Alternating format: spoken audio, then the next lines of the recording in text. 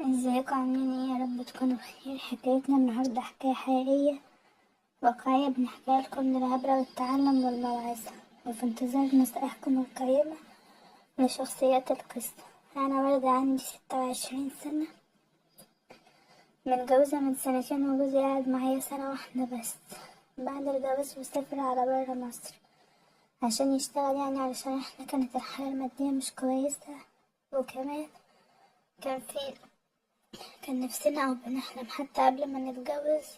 كنا بنحلم إن احنا نشتري شقة حلوة وكبيرة ونشطبها على ذوقنا، يعني ونفرشها على ذوقنا. وفعلا أنا استحملت كتير جدا بعد ما أسافر، وكنت شايلة مسؤولية البيت وكل حاجة، وما كانش لسه في حمل يعني ولا حاجة. فطبعا أنا كنت بحب جوزي قوي، وهو كمان كان بيحبني قوي. بس بعد ما سافر طبعا المشاعر بعدت عن بعض عشان هو مش موجود. بس كنا بنصبر نفسنا، وكنا عايشين على الحلم الجميل ان احنا نشتري شقة ويبقى معانا فلوس ونرتاح ماديا يعني وكده. هو كان فعلا بيشتغل شغل كويس في البلد اللي هو سافرها دي، وكان بيبعتلي فلوس كويسة. وانا طبعا كنت بعد مصاريف البيت والكلام ده كله كنت بدبر امور يعني، وكنت بحاول مصرفش كتير علشان اجيب الشقة اللي نفسي فيها، ولو امكن كمان اجيب شقة احسن من اللي كنت بحلم بيها.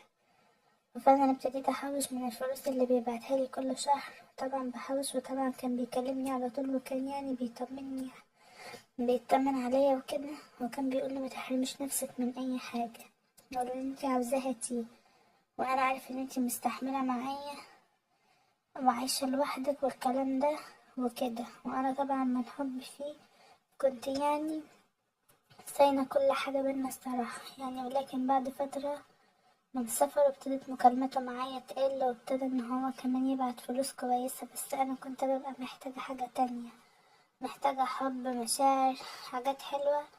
اللي كانت بيني وبينه حتى في التليفون ما كانش عندي اي مشكلة، بس كنت بحس ان هو معايا وما بيسيبنيش ابدا. فطبعا لما المكالمات بتاعته ابتدت تقل، انا طبعا يعني من كتر ما كنت بستنى مكالماته خلاص شلت الموضوع ده من دماغي. ولما يعني حسيت ان المبلغ ابتدى ان هو يعني يشتري شقة وكده، قلت بقى ايه، مضيعش وقت يعني، وابتديت ادور على شقة بالمواصفات اللي احنا عايزينها، او بمعنى اصح الشقة بالمواصفات اللي انا قررت من بعد علاقته معايا ما بقتش احسن حاجة. قررت ان انا اشتري الشقة اللي فعلا كنت بحلم بيها، بدل ما كانت اوضتي، لا انا عايزة 4 وصالة كبيرة وحاجات كده بقى. بما ان انا كده قربت اكمل الفلوس يعني، وكنت بحوش وبحلم اني اجيب الشقة اللي بحلم بيها. وفعلا بعد يعني لما ابتديت ادور على الشقة بعد بيتي كده بحوالي 3 شوارع، كان في برج بيتبني جديد، وسألت حد هناك وكده، فقال ان البرج ده للبيع وكده. وقلت لصاحب البرج او المسؤول عن البيع وكده، واتفقنا معاه وقلت له. قال لي تمام، احنا ممكن نحدد يوم عشان تتفرجي على الشقة. وفعلا حددنا اليوم، وكلمني وقال لي ان هو موجود دلوقتي في البرج لو عايزة تيجي تتفرجي على الشقة وكده. فطبعا البرج كان فيه شقق كتير للبيع، اتفرجت على 1 و2 و3 لحد ما رسيت على شقة فيهم يعني كانت عجباني جدا، وكان ليها بلكونتين، وكانت 4 أوض، كانت واسعة جدا. بس الحقيقة هي كانت غالية شوية. فطبعا اتفقت ان انا ممكن اديله نص المبلغ والباقي بالقسط، او يصبر عليا شوية، وكمان هكمل المبلغ وكده يعني، ونكتب العقد. وطبعا اتصلت بجوزي وقلتله على اللي حصل وكده، هو وافق وقال لي ماشي مادام عاجباكي تمام، وانا هشتغل بايدي واسناني والكلام ده كله، وهبعتلك الفلوس اللي ناقصة دي وتشتري الشقة وتكتبي العقد كمان وخليها باسمك وكده. لان هو كان يعني العلاقة بينا كانت حب، ومفيش شك ولا في اي حاجة تخليه ما يكتبش الشقة باسمي بما ان هو مسافر. فالمهم عدى 4 شهور، وفعلا جوزي بعت باقي الفلوس، ورحت اديتهم لصاحب الشقة وكتبنا العقد. فلما العقد اتكتب باسمي، وطبعا كنت كل يوم كنت اليوم ده طايرة من الفرحة. أخيرا حققت حلمي واشتريت الشقة اللي كان نفسي فيها، وكمان كتبتها باسمي. وطبعا اليوم ده كنت فرحانة قوي، وكلمت جوزي طبعا نسيت بقى الزعل اللي بينا، وهو ما كانش بيكلمني، وكنت فرحانة جدا. حكيت لجوزي عن الشقة دي جميلة، وكمان صورتها له فيديو وبعتها له، عجبته جدا. وقال لي يعني لازم نستنى بس شوية، شهر كده، علشان الفلوس كلها دفعها في الشقة. وقال لي يعني شهر كده ولا حاجة لما بعتلك فلوس تاني. يعني ابتدى دوري بقى ادور على ناس صنايعية وكده عشان ينضفوا الشقة ويدهنوا.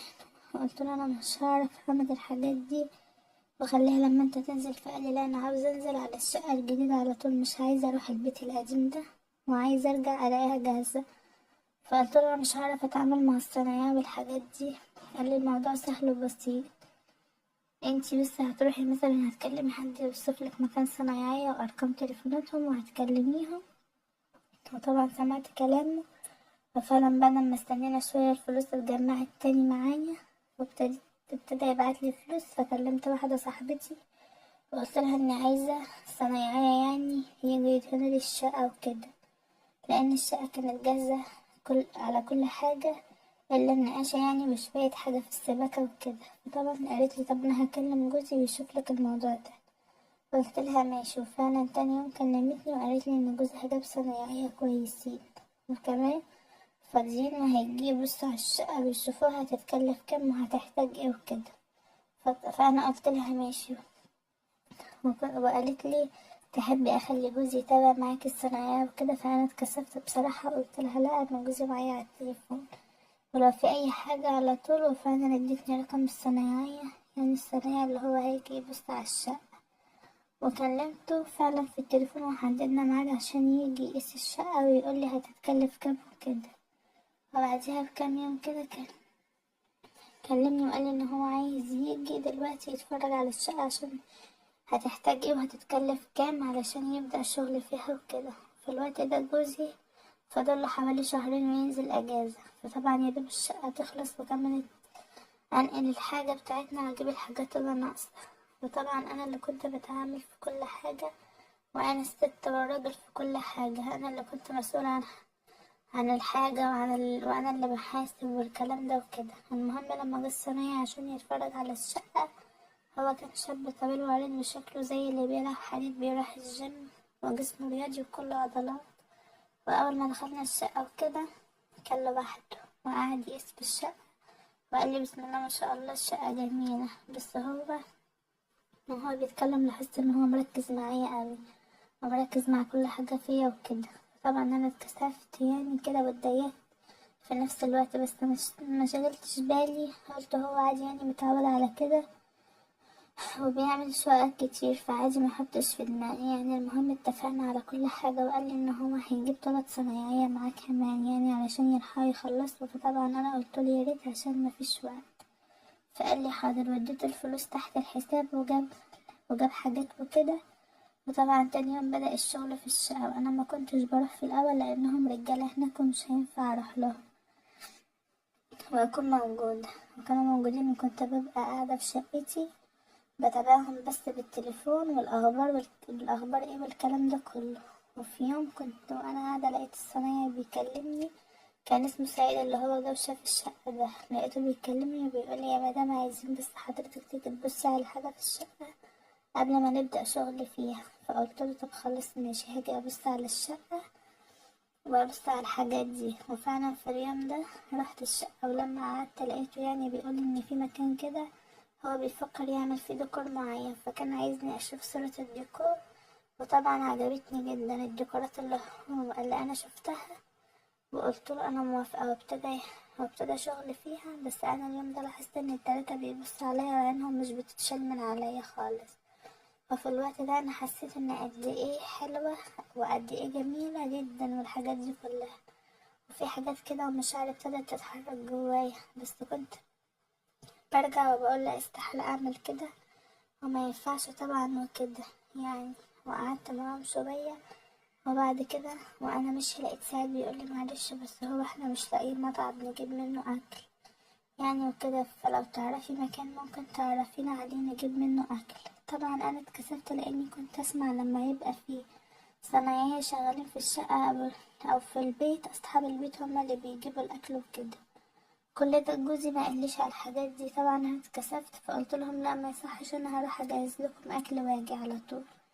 وفعلا مشيت وانا مكسوفة اليوم ده، وروحت البيت طلعت اكل من التلاجة وكده، وبدأت اعمل لهم اكل وعملت لهم اكل، وفعلا حطيته في علب يعني وكده، واخدته ورحت وديته للصنايعية. هما كانوا عاملين زي ما يكونوا كده بيناموا، علشان ما كانوش بيروحوا، لانهم يعني مش من نفس البلد، فبيناموا في المكان اللي هما بيشتغلوا فيه وكده. وفي مرتبة كده حاطينها في الارض يعني وكده. فطبعا انا لما دخلت كانوا بيريحوا شوية يعني، وقاعدين في الأوضة وعلى المرتبة دي. فطبعا انا فتحت الباب ودخلت لهم وقلت لهم انتوا قاعدين في الأوضة اللي جوه على المرتبة بيريحوا. فانا طبعا دخلت كده وهزرت معاهم وقلت لهم احنا جايين نلعب ولا ايه؟ فقالوا لي لا احنا بنريح شوية بس. وبعدين قلت لهم انا بهزر معاكم والله، انا جايبه لكم الاكل ده يعني علشان عارفه ان انتوا تعبتوا يعني وكده. في الشقه فعلا حطيت لهم الاكل، وقالوا لي احنا مش هناكل الا لما تقعدي تاكلي معانا كده. هما كانوا جدعان جدا، ولاد بلد. وفعلا قعدت واكلت معاهم، وكنت مستغربه نفسي جدا ان انا قاعده مع 4 شباب. وفعلا اكلت في اليوم ده معاهم، وكان يوم جميل قوي. وطبعا استأذنت وقلت لهم انا همشي وكده. روحت اليوم ده وانا في البيت قعدت افكر، دماغي خدتني ان كل ده غلط وحرام يعني، ممكن يحصل حاجة بيني وبين الشباب دول.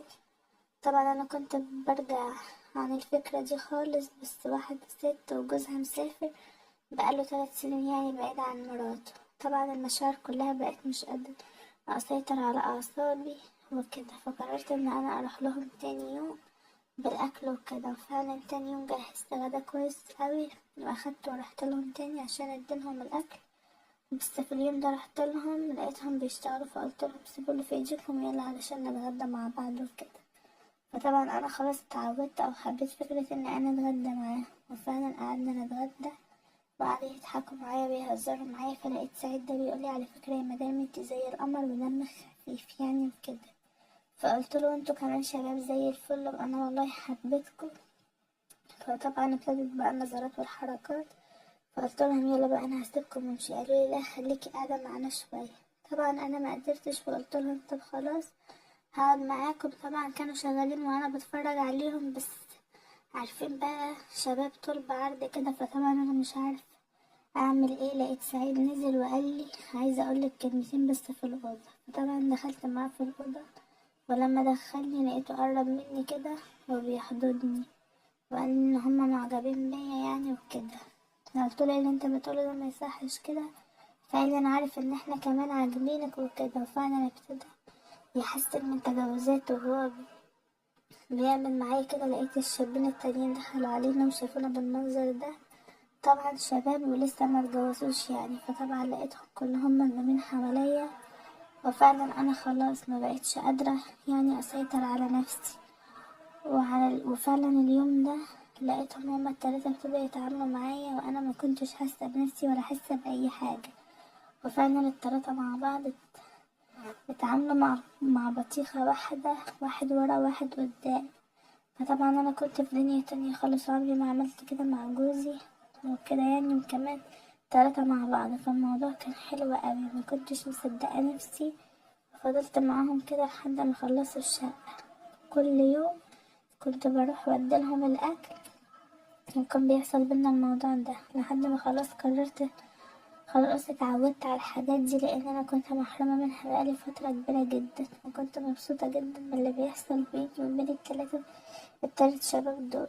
وبصراحة ما كنتش مصدقة نفسي، ولا عمري تخيلت ان ممكن اعمل كده في يوم من الايام. لكن انا عارفة ان ده غلط وان ده حرام يعني، وما ينفعش اصلا الواحدة تعمل كده، بس غصب عني.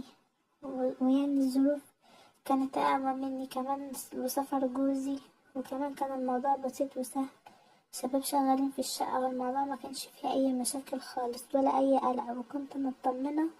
بس طبعا أنا ندمانة على اللي حصل ده، ونفسي الأيام دي تتمسح من ذاكرتي.